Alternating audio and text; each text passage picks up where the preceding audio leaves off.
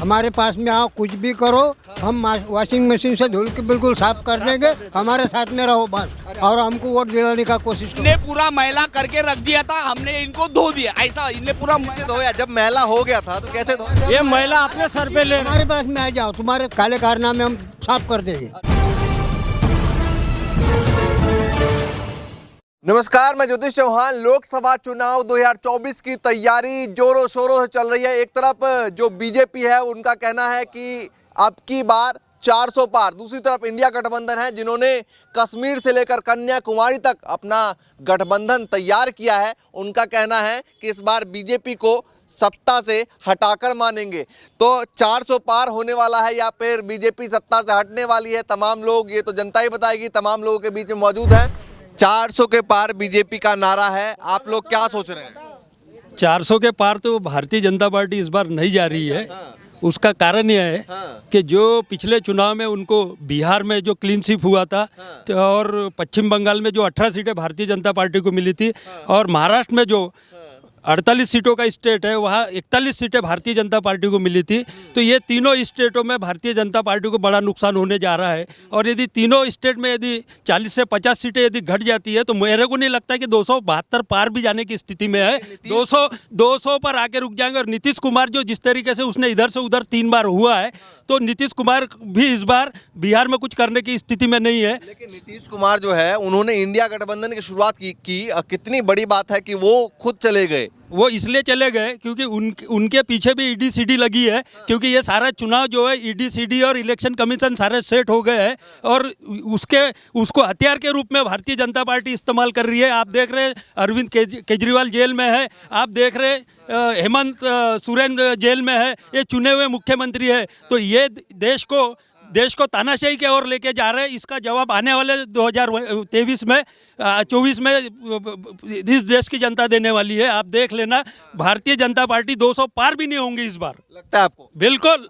तो कह रहे हैं 140 करोड़ का परिवार है, तो ये बताइए परिवार में आप लोग आते हैं नहीं आते? मैं तो स्टेट वाइज में आपको बता रहा हूँ। मैं पश्चिम बंगाल का नाम लिया, बिहार का लिया। पिछले बार यूपी में उनको जो 62 सीटें मिली थी, इस बार वो 50 पार नहीं करेंगे, क्योंकि 2014 में उनको 72 मिली थी और 2019 में उनको 62 मिली थी। यानी यूपी में भी उनका ग्राफ घटते जा रहा है हर 5 साल बाद। लेकिन वो जो कहते हैं 140 करोड़ का मेरा परिवार है, और परिवार जो है वो तीसरे टर्म में यानी कि तीसरी बार जो है हैट्रिक दिलवाएगा। तो आप लोग परिवार में हैं, साथ हैं या नहीं है? भाई ये भावनात्मक मुद्दे है। यदि ये एक किसी देश के प्रधानमंत्री का यदि पूरा देश यदि परिवार है तो वो तब तक है जब तक हम चुनाव में नहीं जाते। और चुनाव में यदि हम पहुंच गए तो वहाँ फिर विचारधारा की लड़ाई आ जाती है। भारतीय जनता पार्टी की जो विचारधारा है उनके साथ जो लोग जुड़े वो भारतीय जनता पार्टी कह रहे हैं सबका साथ और सबका विकास कहीं नहीं है। आप जो देख रहे हैं ना, केवल इनके जो लोग हैं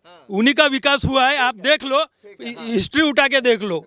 ठीक है, ये कह रहे हैं कि भैया सबका साथ सबका विकास जो है इन्हीं लोगों का हो रहा है, क्या कहेंगे? बिल्कुल ये गलत है। पहली बात तो जो शासन हमारे भारतीय जनता पार्टी का रहा है, सबको लेके चले। 400 के पार ज्यादा नहीं बोल दिया, मतलब थोड़ा लगता नहीं थोड़ा ज्यादा है 400 के पार? नहीं 101% हमें पूरा कॉन्फिडेंस है कि 400 के पार होगा। एक बात आपको बता दूं, कौन कौन जैसे मुद्दे नेशनली जिसको लेकर लगता है कि 400 के पार जो पूरा इंडिया को इफेक्ट कर रहा है? सबसे पहली बात तो यहाँ विकास है, और विकास पूरे देश का हुआ है।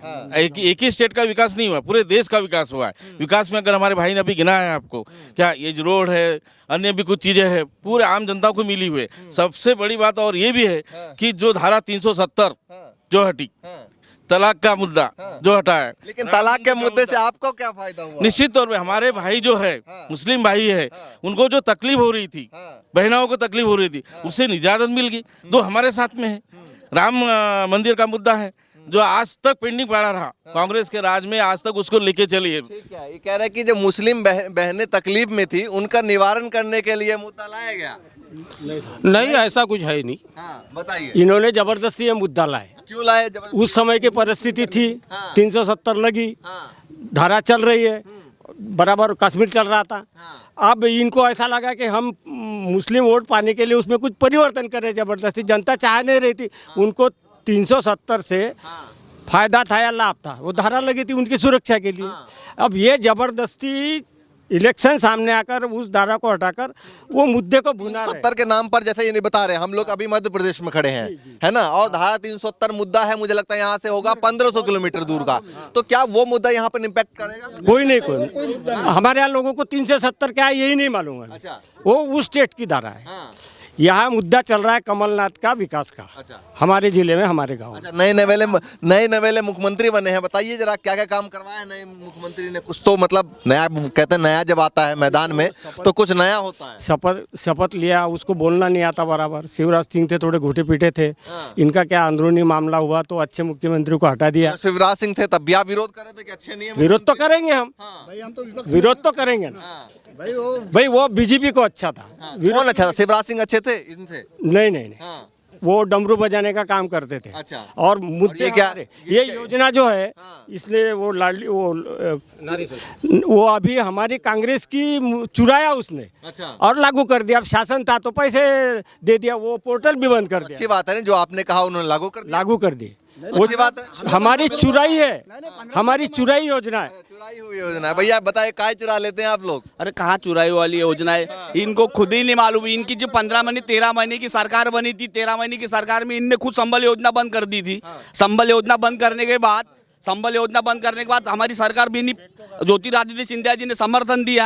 यानी इन्हीं के खुद के कांग्रेस के नेता ज्योतिरादित्य सिंधिया छोड़ के बीजेपी में आए और उनने बीजेपी को समर्थन। लोग आरोप लगा रहे हैं कि भैया ईडी सीडी और जो है वो सब लगा देते हैं चुनाव का वक्त में। बताइए, अरविंद केजरीवाल को अंदर पहुंचा दिया। मेरे पिताजी मेरे को कोई काम करने नहीं देंगे तो मैं करूंगा कैसे?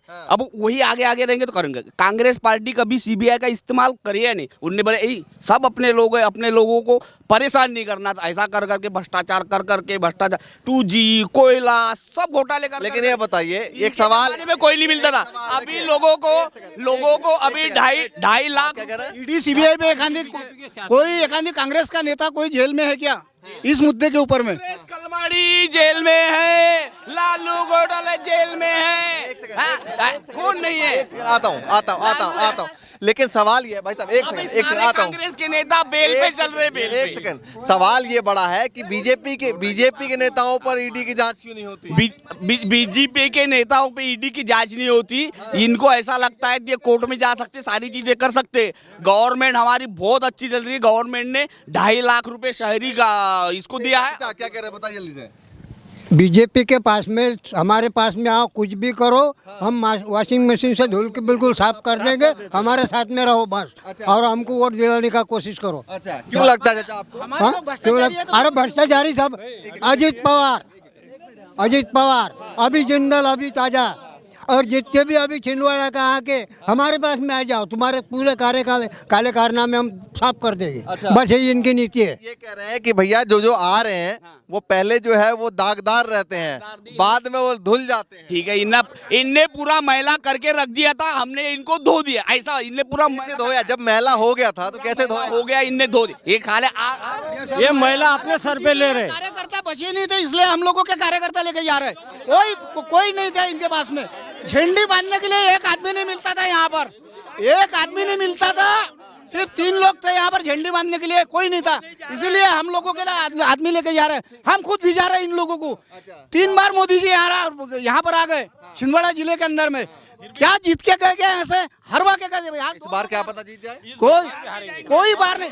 ये बीजेपी वाले बोलते अभी नहीं तो कभी नहीं, अभी नहीं तो कभी नहीं, तो ये कभी नहीं रहेंगे। कांग्रेस की सरकार थी 50 सालों से, लाल गेहूं मिलता था और वो लाल गेहूं भी लोग खाते नहीं थे, ढोर को देते थे। और उसके बाद हमारी सरकार ने बच्चा पैदा करने से लेके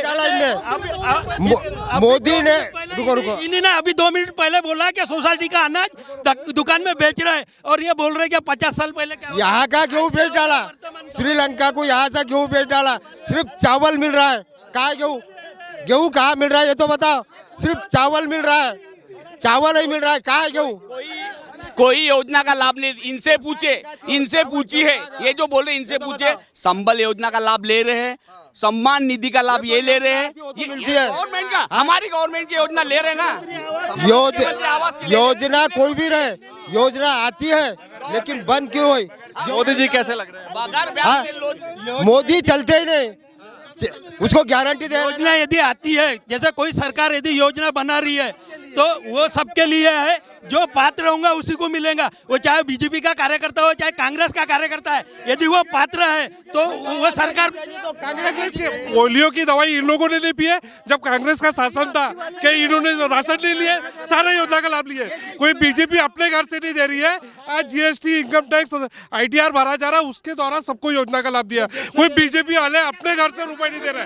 अभी 2023 में विधानसभा चुनाव हुआ, एक मिनट 2023 में विधानसभा चुनाव हुआ। नरेंद्र सिंह तोमर जो अभी विधानसभा के अध्यक्ष है, इनके बेटे के ऊपर में 10,000 करोड़ का करप्शन लगा। क्या उनका बेटा जेल में गया क्या, ये बताइए। 10 साल में अगर कोई बीजेपी का नेता जेल में गया हो तो बताइए।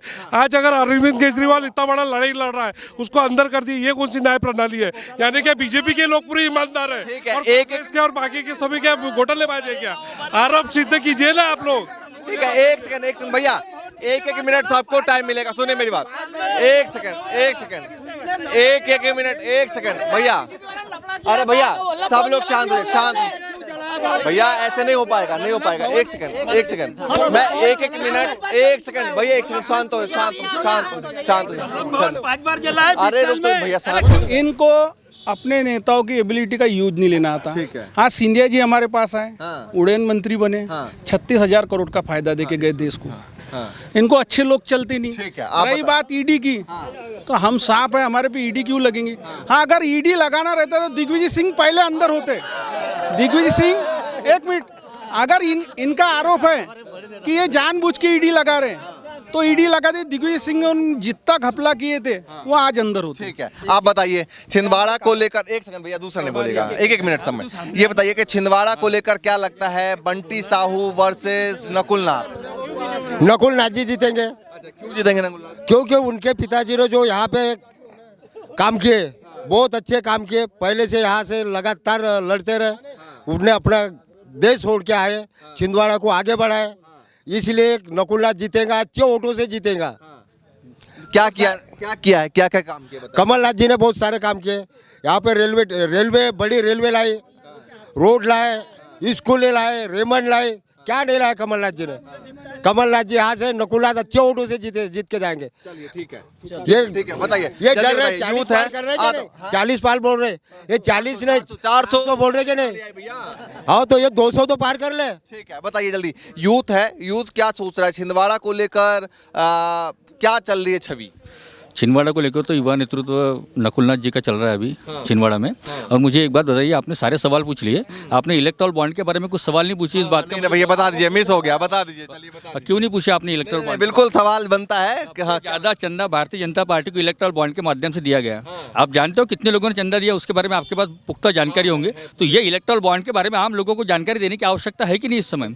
फिर इतना चंदा भारतीय जनता पार्टी को दिया गया, ये तो करप्शन है, ये लीगल करप्शन है, जो इलेक्टोरल बॉन्ड के माध्यम से भारतीय जनता पार्टी को मदद कर रही है। लोग आज जो गेमिंग चलते हैं मोबाइल पे, ये प्लेइंग 11 बनाओ आप और ये गेम चलाओ, गेम वाले ने 650,000 करोड़ रुपए का चंदा भारतीय जनता पार्टी को दिया। क्या लोग देख नहीं रहे ये सारी चीजें? बताइए छिंदवाड़ा को लेकर क्या सोचते हैं, अगर 1 मिनट में बोल। छिंदवाड़ा को लेकर कमलनाथ जी है और नकुलनाथ जी, इसके अलावा कोई सोच ही नहीं है यहाँ पर। बंटी साहू टक्कर दे रहे हैं? कोई कहाँ की टक्कर, 45 साल से कोई टक्कर ही नहीं दे पा रहा है यहाँ पे। कहाँ की टक्कर?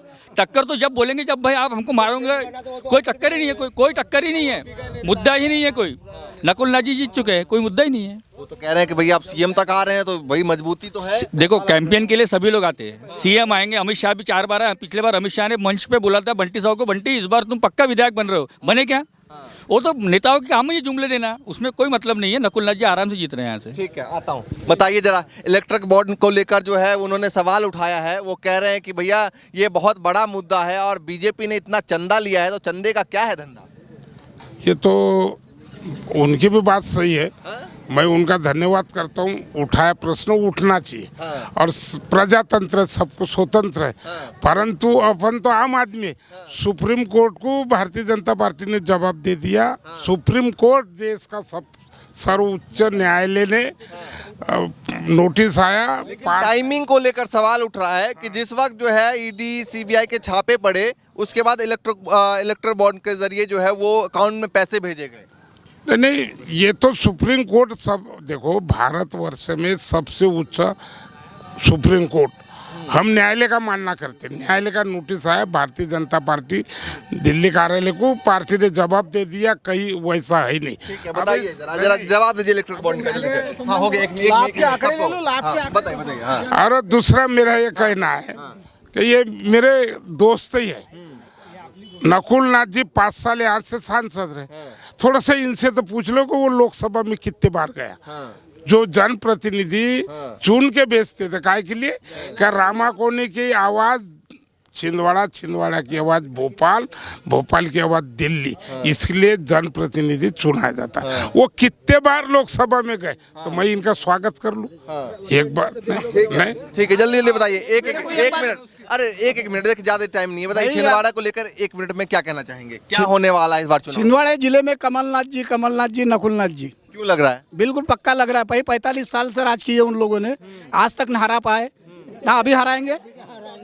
45 साल से अभी नहीं तो कभी नहीं। जब तक के मतलब मालूम है क्या, उनको इस बार हरा के दिखा दो बोलना, तो मान जाएंगे कि ये मतलब मालूम है कि बीजेपी पे कोई चीज थी। इतना क्यों चाह रहे हैं आप? क्यों नहीं? अरे भाई उनका वाला भाई काम बोलता है। क्या काम है? बहुत काम है भाई। रेमंड है, पीबीएम है, यहाँ से मतलब छिंदवाड़े के अंदर में छोटा सा छिंदवाड़ा हुआ करता था। आप छिंदवाड़ा घूम लीजिए, विकास आपको दिख जाएगा।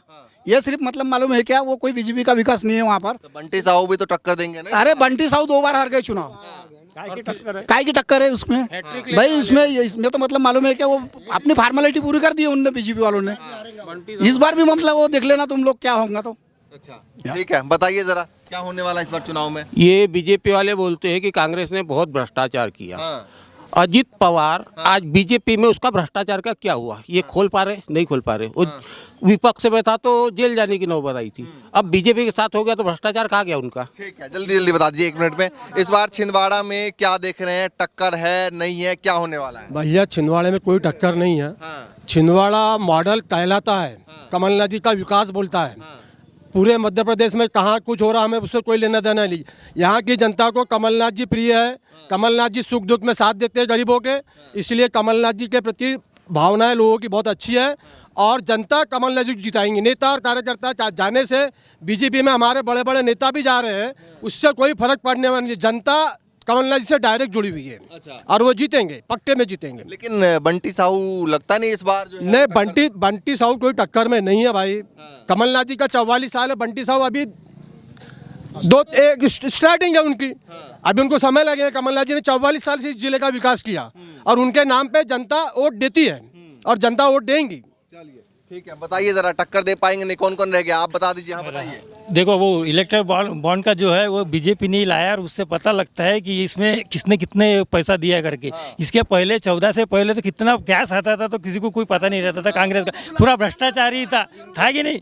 नेता के यहाँ से 300-400 करोड़ रुपया मिलता था, वो पूरा पैसा इनका लगता था ना। इतना बड़ा बॉन्ड घोटाला हुआ किसी चैनल के ऊपर, किसी पेपर में आ रहा है कि बताइए आप? भाई ये तो प्रतिबंध लगा के रखा हुआ है ऊपर से। अगर बोलने की आज़ादी खत्म हो गई है इंसान की, ना कोई चैनल में आता है, ना कोई। 400 पार होगा नहीं? थोड़ा सा अगर कोई कांड हो जाता है, टीवी वाले सुबह से शाम तक वही चलाते हैं। चलिए भैया, देखिए ये तमाम लोग हैं। हाँ, इनके जितने भी नेता है वो बेल पे हैं। जितने भी सीनियर लीडर पूरे बेल पे, जेल में है। ये क्या बता पाएंगे 50 साल में? चलिए भैया, ये बहस भी चलती रहेगी। छिंदवाड़ा लोकसभा सीट पर है और इस सीट पर तमाम लोगों से बातचीत कर रहे हैं। कुछ यहाँ के लोकल मुद्दे हैं, कुछ जो है राष्ट्रीय मुद्दों के सहारे जो है चुनाव होगा। तमाम मुद्दों के साथ इसी तरीके से लोकसभा चुनाव 2024 की कवरेज आपको दिखाते रहेंगे। फिलहाल के लिए नमस्कार।